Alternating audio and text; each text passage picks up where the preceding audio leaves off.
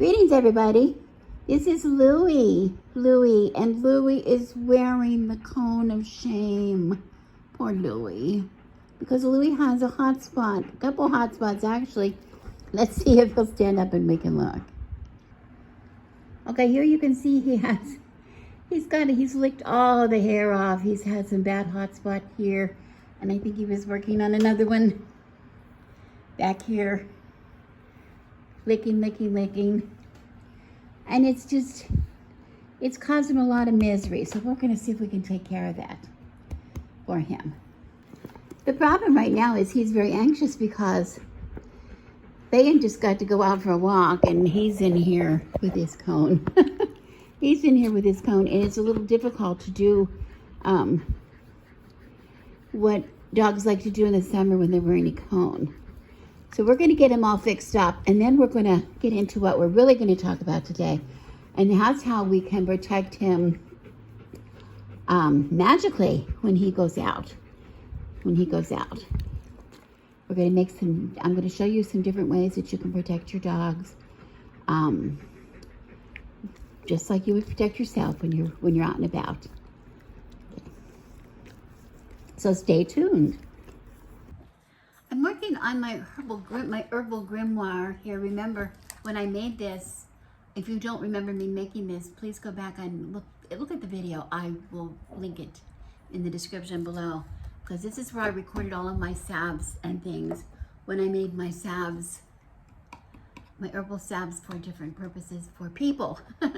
Now I'm working on herbal remedies for my dogs, and I'm going to make sure I get them into the book. So I'm recording everything so I have it for future reference.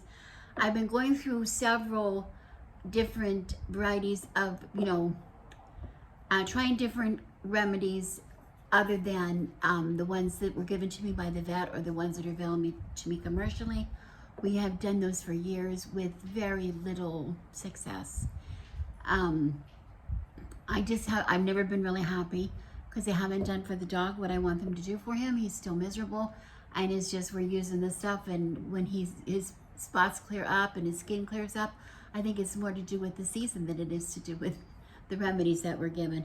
So I'm just not happy with those. Plus they add all kinds of things that he does not need on his tender skin. So I have listed the ones that I like the best in here. I'm not going to go through them. I'm not a vet. I don't play one here on this channel, but I have researched this with veterinarians, and there's some good references online to some veterinarians that they give really good herbal remedies. There's a lot of information out there. Please do your homework if you're going to do anything like this for your dogs. I want to put a disclaimer: this is for dogs only. Do not use these methods for cats in any way. Cats are entirely different species. Their skin is different, their behavior is different, and some of these essential oils can be actually deadly for a cat. You have to be very careful. Dogs, they can be dangerous for a dog too, but we have to observe certain things. There are lists, and very good exclusive lists online that you can look at to see what herbs are safe for a dog and what are not safe for a dog, what essential oils are safe, what are not.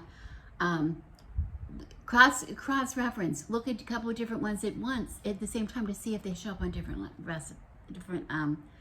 lists. Now, you're going to see some different information. You might even see some contradictions to what I'm showing you today. But what I'm showing you today are things that, like I said, I got these from vet-approved sites, and sites actually from a vet, and specifically for dogs. And I'm following the very important thing of the dilution. What is important is we dilute. We cannot just put essential oils on our own skin, and we certainly cannot put them on our dog's skin. We have to dilute in some kind of a carrier. And so we'll get into that in a minute. But I'm not spending a lot of time on the herbal preps, because today's video is really not about herbs and about hot spots. It just has led me to what today's video is about, and that is going to be about the protections, the magical protections that we're putting on the dogs now that they're out and about. I mean, they're out and about all the time, but in the summer, everybody's dogs are out and about, and we just have to be real careful, and we want to make sure that they're protected. They're protected at all times. Okay, so That's what we're going to get into really today, but I just wanted to show you what I was doing now. I have a few things I have to do, and then we can move on to the protection that I'm going to use for both Louis and Ben for magical protection. Okay, the first thing I want to do is I'm just going to get, because I had to get it out of the way, a salve. I've made this salve for me and my husband. Boy, these salves work so good, I have to say. So natural products, when used right, are the key to success. Okay, so I'm going to make a cream. I'm going to make some kind of a cream to use on Louis' skin anytime, or Ben's skin, anytime they have any kind of an owie. Any kind of, like, they could get, you know, their pads can get cracked or dry, or they can get little abrasions or cuts on them. They can get little, you know, if they have little heat rash or from flea bites or whatever. And of course, then, yes, hot spots. So I'm going to make them a salve of their own, but of course, it's going to take a couple months. So we're going to put this, make the oil, and set it aside, but then we're going to do something that's more immediate for him. And for this salve for them, I'm going to use, instead of a quart jar, I'm going to use a pint jar, because they don't take it doesn't have to go as far as it does for us. And I'm going to use a combination of lavender, which I have dried from my garden. Oh, that smells beautiful. Dry, remember, dry. And if you don't know why I'm using dry, look at the video. I'm going to put like about halfway between lavender, a combination of lavender and, that should do it. And, surprise, stinging nettles. Ooh, now these aren't stinging anymore because they're dried, but they sure were. And boy, nettles has so many beautiful properties. That's a nice view. Oh, anyway, I'm going to do half the, I have half the lavender and the rest is going to be nettles. And this is just, let me see here. How much can I get in there? I want to push it down so I can get as much in there as it'll take. Because it'll, let's see here. There's a whole stem of it. That's a lot.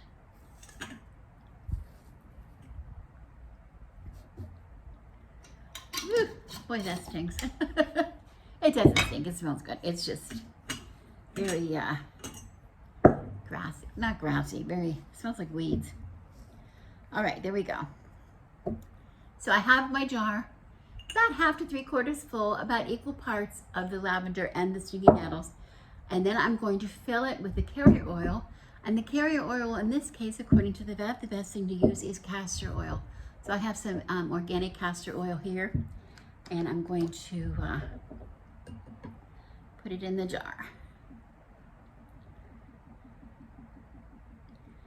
And then this is going to be, get the whole thing in. It's the whole jar, 8 ounces. As long as it's covered, it's good. It's fine. You see a lot of air bubbles in there, I think you can see.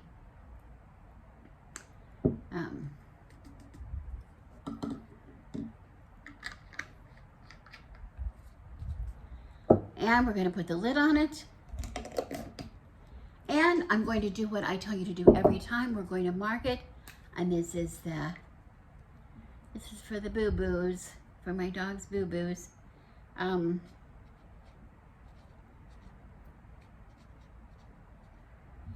And today's date is August 6th. August 6th today, Sunday. All right. So today's the day we did it, and we're going to come back. We're going to have it go at least 2 months. So it's going to be October. Now you can see that the level has gone down. So I'm going to go up. I have another thing of castor oil. I'm going to get the rest of my castor oil, and I'm going to fill it and put as much in here as I possibly can of the castor oil. Okay. So, but that's all. We just set that aside. Every day or so, give it a little shake, and just wait till it's ready, and then we'll go on and proceed like we did for the other salves that I made. Okay, so that's one thing that I did, and that was following my remedy here in the book. Now the next thing I'm going to do is I'm going to make a spray. So I'm going to do something using green tea. I have green tea here. It's still a little hot, so I'm just waiting. I'm making 2 bottles of this, 2 little bottles, 2 little spray bottles, but I'm making 2 because I'm going to make one for me and one for my friend who has her dogs. So I'm going to be making that spray. But in the meantime, I want to tell you there's other things that you can use. I have made common itchiness with a combination that they did work very well. One was this one worked really well. This was this is a facial mist was in the spray, but you can get them that are not the spray. But this is it's witch hazel, combination of witch hazel and aloe vera, which is very soothing for this. It's really good. Witch hazel is an antibacterial, anti-inflammatory, and astringent, and it's with the aloe vera, which is very healing. And this is it's carried in coconut water, which is really also very, very good. So it really smells beautiful. And we were just spraying that on his hotspot, and it helped. It soothed it, but it didn't do a lot to dry it up. Okay, so we want to do something that was going to really dry it up, perhaps, which is one of the reasons I'm making this spray. But we've also used, for the itchiness, we used a combination of coconut oil, again, coconut oil, and apple cider vinegar. Have you heard these words over and over again with all kinds of wonderful things in the home? Between coconut oil and apple cider vinegar, I use these all the time in vinegars and antiseptic and cleaning, and I use coconut oils and all kinds of things and soaps, and they're wonderful ingredients to have on hand. Okay. There's also, you can use, if there's a lot of pain, if you feel like there's pain involved in this owie that the dog might have, you can do a combination with black tea. Black tea is a little stronger than green tea, and dissolve up some aspirin in there, simple aspirin. For my Goldens, I can do like 325 milligram aspirin in there, and then just wash the area with that several times a day. Okay. So anyway, right now we're going to be talking about the green tea. What we can do with the green tea, and this we're going to make we're going to use only thing we're using is the tea, and we're going to use essential oils. We're going to use lavender essential oil, we're going to use copaiba essential oil, and we're going to use tea tree oil.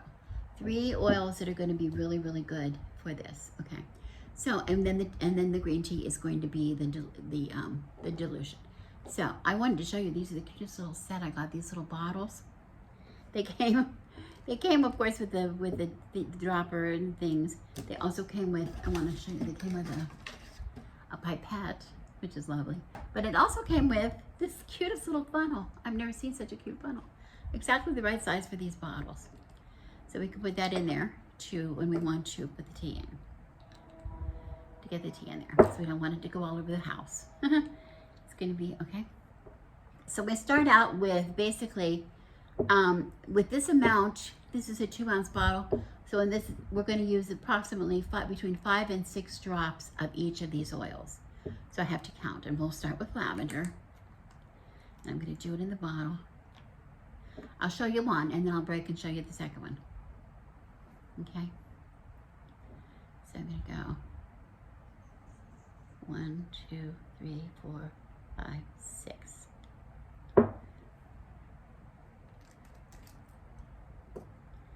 And then I'm going to go the tea tree oil, same thing, 6 drops. 1, 2, 3, 4, 5,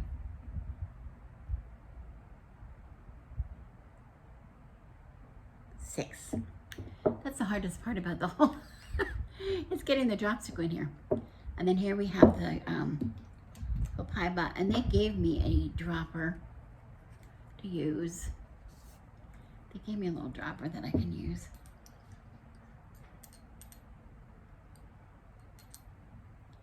Let's see, 1, 2, 3, 4, 5, 6. And there we go.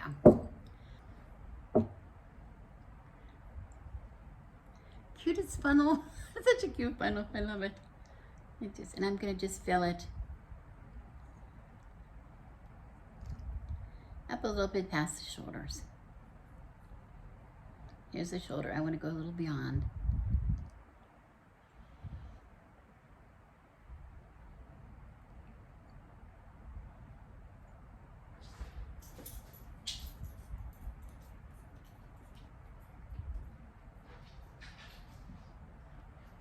There we are.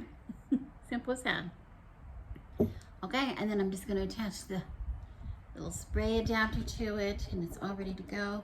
Is it? No, it's not, because it's not labeled. We have to label. We always have to label everything. Oops.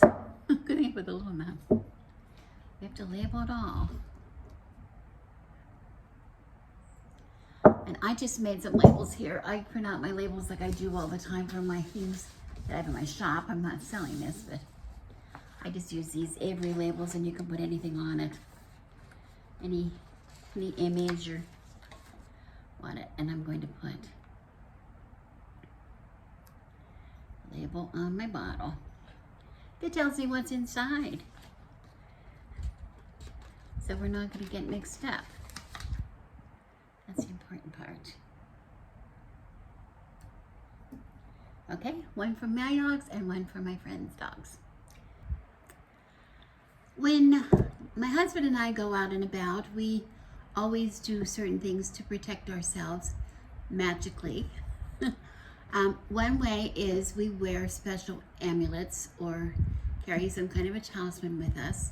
We also have a protection oil, a special protection oil that we keep at all times on our altar, that before we go, especially when we're getting into the car, usually to go on anywhere by cars, particularly when we're going a distance that we have to get on the freeway. That's basically the rule of thumb. But we put this special protection oil on, and then when we get in the car, before I get on the freeway, I create a bubble. I use my intentions to create a bubble, magical bubble, to keep us safe, our car safe, us safe, and any other person or animal that's in the car with us safe. And the bubble is something we do all the time. We can do the same kind of things for our dogs, because our dogs go out and about with us all the time. And while they might want to wear, I was thinking about it, and I'm thinking, well, do they really want to wear anything special, talisman or whatever on them, amulet? I know some people do. I was hesitant because I'm not a person who dresses up my dogs in costumes even. As a matter of fact, Bayan, could you come here please? Bayan, come. This is Bayan, and my dogs came back from the groomers a couple of days ago, and they were wearing, if I can get it off of him, these little babushkas. Like a little, babushka might not be the right word. Little kerchief at the neck. They tie them on there. The groomers are crazy. I've never taken a dog to the groomer in my entire life that they didn't come back wearing some kind of a little babushka or a little kerchief or whatever you want to call it, little scarf that they tie on them. They used to be much bigger. The groomers I go to now, they all get the same size. So on my big dogs, it looks kind of silly, but they always have them on. I don't know if it means they're done, you go home or don't, whatever. But they always have them on. They're obsessed with these things.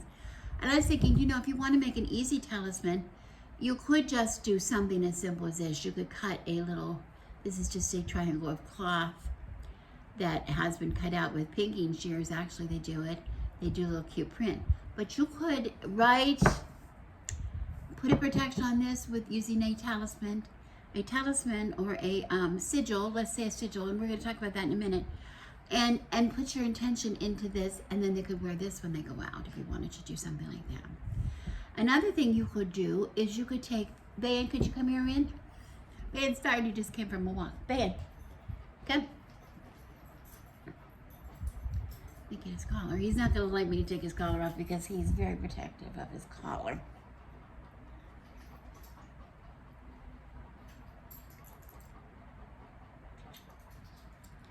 He's gonna stay really close. He has a lot of things on his collar here, as you can see. There's a couple of different hooks. But before we get into that, I want to say he's already got tags that he wears. He's got tags that he wears. One is his license from the county with his number on it that he can be traced that way, that it shows that he is licensed, and his certificate, his rabies is current, up to date. He has another little tag that we made for him. You probably can't see it now, it's very worn, but it has his name. It's one of these little dog bones, and these little tags you can make in any pet store. They have the little machines that make these, or you can send for these, but you can print them right there in the pet store, in the little machine, which we love to do. We used to do these all the time. But I have a little dog bone shape, his name on the front. And the back, this is what he wore all the time, because if we were camping, it says on the back, this one says Claire Kabui, and it says Kaid, because that was Claire Kabui was our camp and Kaid was our kingdom. And then my husband's cell phone number on the bottom, in case he got away from us on a camping site when we were camped with our SCA people. So they just stay on their tags all the time. So we hang things. We're used to hanging these kind of things on the tags. And I was thinking, what other kind of things could we apply to this lead? Because even dogs who some dogs don't wear these in the house at all. They just put them on when they go out with their for a walk or whatever when they're leaving, so that they can attach their lead to this. Or some dogs have a harness, for the same reason, that they attach a lead to it, that has all kinds of hooks and things. So these can work for us if we want to use the collar, or even the little harness or whatever, to attach something. If we don't want something separate like this, we could use something. If we just, I'm saying we have all this space here that goes around their neck, we could simply take a piece of fabric. I have a I have a little scrap of paper, a label that I took out of something that I'm going to show you in a minute, that I thought would be a good model for what I'm talking about, a little sleeve we could make. You could take a little piece of fabric, I would use fabric, and I would use something that's non-irritating, that's like a natural fabric that doesn't have any finishing, that's going to be rubbing, because it would be rubbing on the neck, like you don't want a material that the dog might have an allergy to or something. So I would use like a cotton fabric or muslin or something like that, linen. And you could put your sigil or your protection, whatever, symbol on here, or write on here, or whatever you want to do. And then you could take this and you could make it like a sleeve, so that if you fold it and fold it, you see, it makes a little sleeve that would fit around the lead.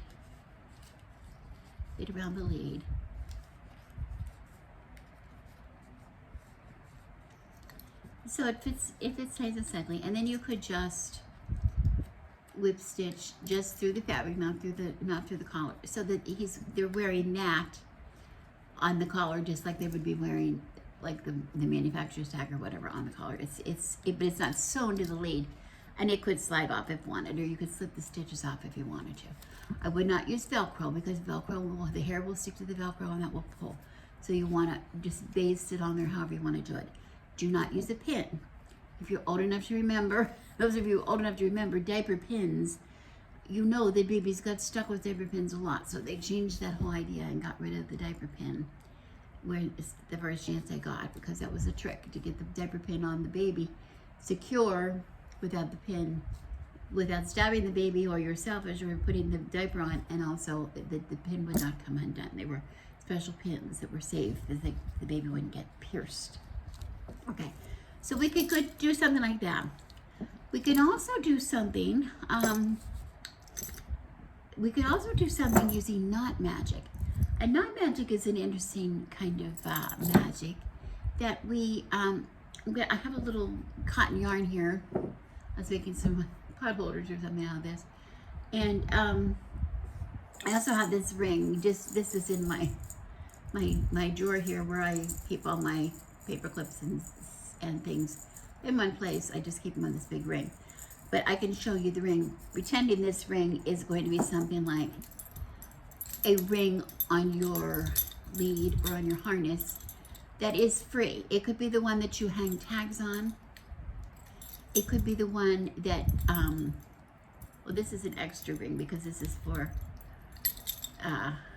if the dog is pulling, this shortens the collar. See, it shortens the collar. Gives them a little tug so they're reminded not to pull. But I would not put it anywhere that it could interfere. Don't put it anywhere that it could interfere with the opening or closing, or any place that it's going to tangle or get, you know, where you put the lead all the time. I would be careful about that. Maybe a little extra, in one of the extra loops, or just take it, and I'll show you a way that you can remove it. Put it on and remove it at will if you want to. You don't have to keep it on all the time. So it's a real simple thing, and we're going to start out knot magic. If you're not familiar with knot magic, I'm going to do a whole other video of knot magic in the future because it's really fascinating. I think I've shown you before some knot magic when I did witches' ladders pretty long time ago. I'll make a newer video maybe, so you can find it. I'll try, if I can find one, I will link it in the comments. But I will put that in my calendar to make a new one. But just take, this is cotton yarn, simple cotton yarn. You can get it at, you know, Joann's or Target or Walmart or something. But I take just a length of it. It doesn't need to be long because we're going to shorten it. But I just want to be able to use it, so I'm just going to cut off a length of it and double it over. And I'm going to pretend this is a ring either on, it could be anywhere. I could put it on anything to make it, and then we can apply it later to the lead if we want to. And I'm just going to do one of these simple overhand, just a simple slip. It's like a slip knot. It'll slip out or it will go back in. Okay, so then I have this doubled cord. Now the idea of knot magic is you put your intention in to each knot as you put your intention goes into the knots, so that you're building up your intention inside the knot. So as I'm creating the knot, I'm thinking of my intention, and then I'm going to make a knot. And I'm just going to make a simple, I'm not sure what kind of knot you make, but you make a loop.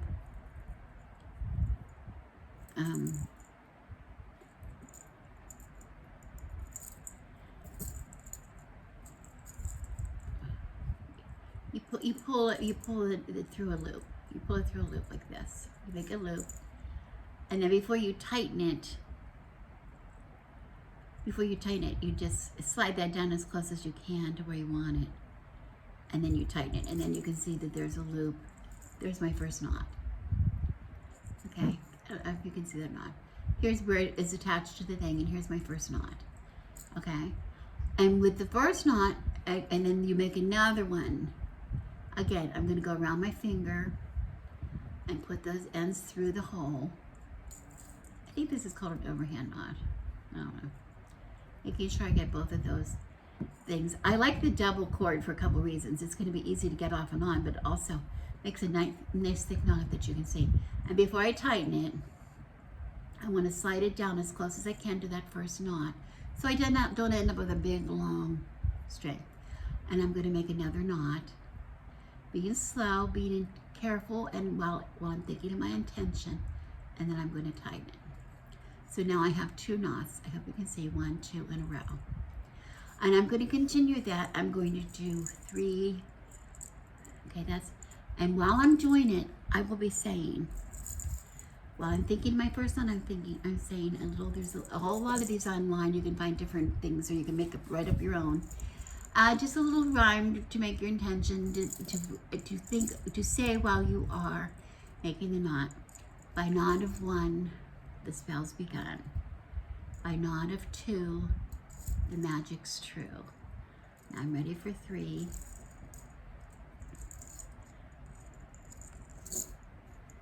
And again, putting it down as close as I can to the other knot before I tighten it.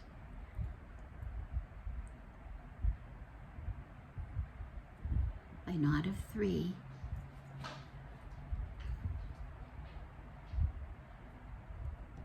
still mode of B. Okay, 1, 2, 3. By knot of 4, I'm thinking what I'm thinking my intention is for the safety of my dog. By knot of 4, this power I store. By knot of 5,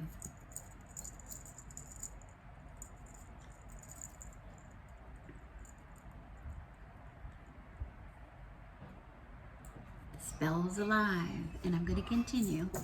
You have to sit and watch me make all these knots, but I would say, by knot of 6, this spell I fix. By knot of 7, thence 11. By knot of 8, it will be fate. By knot of 9, what is done is mine. So I'll just make this and I'll be right back. And there you have it. I have 9 knots along my string. By knot of 1, the spell's begun. By knot of 2, the magic's true. By knot of 3, so mode it be. By knot of 4, this power I store. By knot of 5, the spell's alive. By knot of 6, this spell I fix.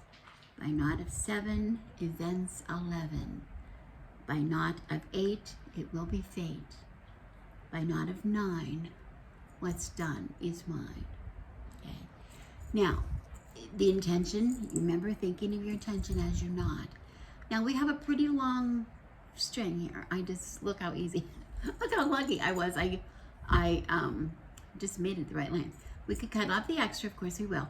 But I want you to see that I have this long of a thing. So if I wanted a big long thing of this length, that might be silly hanging off of there, right? That might be just too much. So what I'm going to do instead is I'm going to take the end and I'm going to loop it up. I'm going to loop it and tie it up. So it's just a loop. So it's just like a loop hanging. So it's short. I can make it shorter. So I'm just going to tie that up first. I'm going to tie it right below that first, between where it is attached to the ring and down by the first knot. So I have a nice ring. And I'll show you that. Because I want to be able to take this off and on if I want to. Okay. Okay. So now what I have is, it is fastened to the ring with just that slip knot. And then I have the remaining 9 knots in a ring, going around in a ring. And then I have this extra, stuff. I can just make a nice knot to keep it tight, cut off those strings. Okay, so now that's what I have. It's just a little ring, so that's not a big deal. And because I put it on here with a slip knot, watch this, I just pull up here and loosen that, and I can pull that all through that loop. I can put all through the loop and it comes off. So now I have a simple loop. Now I'm left with a simple loop, which is for putting on and off the ring. So we can see that. And then I have the 9 knots of the spell in a ring. And then I can take it to my lead, to my collar here, to my, anywhere I want to put it on here. Let's say I want to put it, I'm going to put it on this one, on this ring that doesn't really do anything. It's just holding these bits of straps together. And I'm going to put the loop through there. The loop through there. And then I'm going to take the ring and I'm going to put it right around it. I mean, right through that hole. And then I'm going to pull it, making sure to get around the knots so that then all the knots are through. And then I just tighten it. And then that's just going to hang like that. So now it's on there, but it's not real evident. It's just a little string hanging down. Okay. Now, if you didn't like that, you could take it off and on easily. That's why we have that little loop. So you don't have to leave it on them all the time. It can just go on them when you want to take them somewhere that you want that extra protection. Okay. Now, an alternative is you could put a permanent knot spell on here by just tying it on directly and just regular knots. I wouldn't say square knot, like an overhand knot, I guess. Just, knot it 9 times and have a little short string, just it's 9 times. You don't have to see it. That's okay. Okay. This also could have been something that was slipped around. I never realized how complicated my dog's leads are. Okay. It could have simply slipped around the lead itself, just like the sleeve we were talking about making a fabric. This might be even more to your liking, that it's like that. So now it's on the collar. So when you put the collar on, it's just like that. Okay? I don't know. It's up to you, but that's just one way. Now I'm going to show you another way that's a little more permanent, a little more manageable, a little neater, and that's we're going to make a sigil. Okay, I'm going to make a sigil. I'm going to show you how to make a sigil. Okay. Another way that I really like, this is what I'm choosing, one of the things I'm choosing to do for my dogs. It's a little more work, and in some cases it may cost money, but I really like it because of its permanence. It's like a permanent thing, just like I showed you on the tags at Louis, and then where the tag that I had on there was a permanent tag that they just kept on there. It was on their collar all the time because we went to so many SCI events, and it was always on there. I didn't have to worry about it. They just wore that protection every time they went. Okay, or that identification every time they went, so I knew they wouldn't be lost. But I'm talking about creating a sigil. And a sigil is something, it's a visual representation of what your intention is. It's a lot of things, and historically it was a lot of things. And that's another subject for a whole other video, which I promise I will do in the future. But for right now and for our intentions today, let's just call it a visual representation of what my intention is. So my intention is protection for my dogs. It is protection that they are not going to be harmed by someone or something that wishes them harm, that they're going to be protected from anyone who wishes to take them away from me or to hurt them in any way, or to just do them, negative energies or stresses that they really don't, that they can avoid. It is to keep them, a connection, physical but spiritually connection to myself and my husband as well, and to each other. So we are bound together in a way through this sigil. Okay, so a sigil, to create a sigil. Now I do want to say right away, there is a sigil generator online, and I can link that below, where you can type in what words your intention is, and it will create a sigil based on your intention for you. That's one way, and it's very good. But the sigils that I like the best are ones that we create with our own hand. Remember, using our own hand is where our power is. And I created a very simple one, and I will show you here in my book. I hope you can see that. I don't think you can see what it says. It says style. It's letters. And sigils usually are made up of letters. There's ways you get them, usually pulling out vowels and repeating letters, etc., and then putting letters together to make a design. In this one, I just simple wanted to say my sigil is protected by Crone House.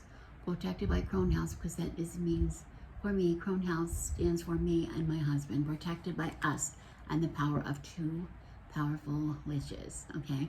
And I just, the way I did it, I have protected, I have a P, there's a P in there, and here's the B lying on its side, you can see, I think, you can see, crone, the C for crone, and inside here is the same stem for P became the stem for an H.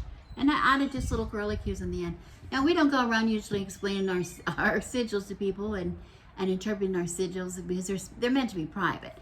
A sigil is also something that you would use if I wanted to put my power into something, or put a candle and put my intention to the power, I can sign it. It's a way of signing, you know, signing your name to something, signing that this is a statement that I intend to do. So you see people making sigils with their finger, like they're drawing the sigil with their finger. Well, this is why I like to use the hand, because when I made this, I made the P and I made the letters. I put them together, but then I went over and over with my pencil first. Over and over the line, protected, protected, protected. And then by, protected by. And then I did the same with each letter, going over and over until I just was over and over and concentrating and keeping my intention in the sigil. Okay, there's my sigil. Now I can take that and I can transfer it to fabric. I can embroider it. I can transfer it to fabric and go over it with a marker or paint it. I can do all kinds of things. I can also take a picture of it, is what I did. I took a picture of it and I sent it away. I sent the picture away, first of all, and I'm going to have a tag, just like the little tags that are on my dogs now. I'm going to have a tag made, a little round dog tag. There's a website, I will link it below, called dogsid.com, where you can either pick what they have, or you can, which is regular dog tag things, or you can, or you can have your image put on their tag. They will do it for you, they will engrave it. So I sent them this image, a photograph of this image, and they're going to put that on a tag for me, and then I can keep that on my dogs at all times. Okay, especially when they're going with me out and about. Okay, so that's one thing. But also I took that and I took that photograph of that image and I made label out of it. You saw before I put my label, just like I put my label on this little bottle that I made the spray for Louis' hotspot. I also can make labels, round labels that I put on things that I make, like my soap and things. And I transferred this sigil to a label that I put on a bottle. Okay, this is what I'm going to show you how to do next. This is the last thing I'm going to show you, this last way of protection, and one of the easiest ways. Okay, but I did it, and you see it was offset a little bit. But the idea about this is the intention is in here. The intention was when I created the sigil was in there already. The intention is going to be there when I make this. Okay, but I can also take, and I can go with a stylus or with a pencil or whatever I want, just to renew it. If I want to like recharge it in a way, I can go over my sticker, protected, protected, by thinking Crone House, protected by Crone House, over and over again on my sigil on the bottle. Okay, so that's another way I'm going to do it. That's a whole other way.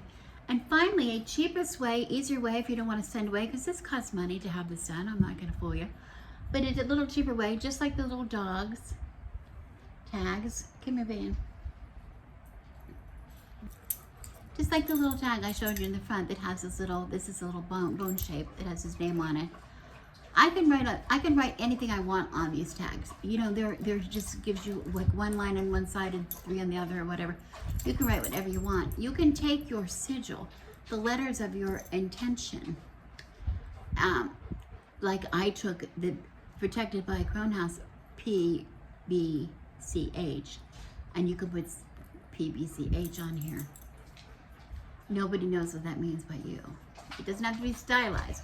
It can be a phrase of your intention. Take out the vowels, you know, take out the repeating letters. You might have a long string of consonants. That's one way, and it's just going to be a string of consonants to anybody who looks, but when you look at it, you know what it means. It is your intention that is in there. When you put your intention in there, it stays in there. That's the idea. It's nobody's business what it says. I'm just telling you what mine says because I want to share. But you can do that in a machine, little machine. Go up to your Petco or PetSmart or whatever you have, and type it in the machine. Just like we put in here, clear kabooey. Trust me, there was nothing that says clear kabooey in that machine. We type that in, and it's kind of fun to do. So that's the way to attach a sigil, make a talisman, or using knot magic to put protection on your dog's collar, or on your dog's lead, on your dog's harness, whatever they wear. But there's another way as well. It doesn't matter if they're wearing anything or not, and that's what I want to show you last, and that's by making a spray. That's what I'm going to show you right now. The last protection I want to show you is this is similar to the special oil that I keep on my altar that my husband and I wear, that I put on when I'm going to create the bubble around me. This is a way to create a bubble for your dog. They're not going to put oil. We don't ever want to put oils on their skin directly. It has to be in a carrier. And remember when I showed you this at the beginning of the video, I showed you this, it's meant to be a facial mist, but it doesn't matter. It can be, there's some that doesn't have this. This was in coconut water, but it is witch hazel and aloe vera, which is very good. The vet was recommending this. So I found one. I had another one in my cupboard that I had that, which was, actually it was the same thing, but instead of being coconut water, it was in rose petal water, rose petal water, and made with purified distilled water with rose petal. Okay, so that's also very good. It's very good for the dog. It's not harmful at all, and it makes a nice mist when you spray it. When you spray these, they make a really nice gentle mist because they're meant to be sprayed on the face, like our face, not the dog's face. So it's a really nice gentle mist, which is lovely to put on the dog, right? So I'm using that as my base. It's Thayers facial mist, witch hazel with aloe vera, and I will link this in my description box below. If you use my link, it's very helpful, thank you. But if you're interested in that, and I'm going to use that as my carrier, because remember I said earlier that it's safe to use certain essential oils, certain things on your dog, but they have to be diluted. They cannot be on there. So I'm using this rose petal water as my dilution, my carrier that is going to offer the dilution. And then I'm going to put some essential oils that I have researched and I know what their properties are. We don't need to go into that right now. I talk about these all the time, but these are good and they're also safe for my dog, and they're things I have. And I have lavender essential oil, I have lemongrass essential oil, and I have patchouli. Okay, I have patchouli. And I'm going to use this at a very weak dilution. I'm going to put, where I can usually put 3 to 6 drops of this an ounce. I have almost 8 ounces in here, and I'm going to put of each. I could do that per ounce. That would be a lot. I don't want to put that much. I'm going to put a total of 3 drops per ounce of all of these. So I'm going to have about 8 drops per essential oil that I'm going to add to here. So first I put my lavender. I'm going to put that in here, and I'm just going to count out 8 drops right down into my water here. 1, 2, 3, 4, 5, 6, 7, 8. Okay. I'm going to put lemongrass, 8 drops. Now I'm not prescribing this. This is just what I think is safe for my dogs. I have big dogs too, don't forget. 1, 2, 3, 4, 5, 6, 7, 8. And then finally patchouli.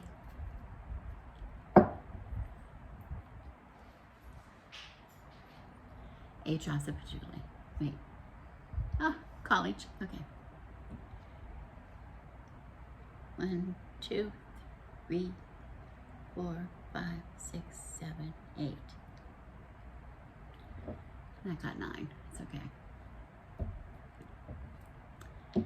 And now I'm going to put this on. Make sure it's well distributed. Who wants to come and have some? Louie, you want to come here? Or Bayan, one of you?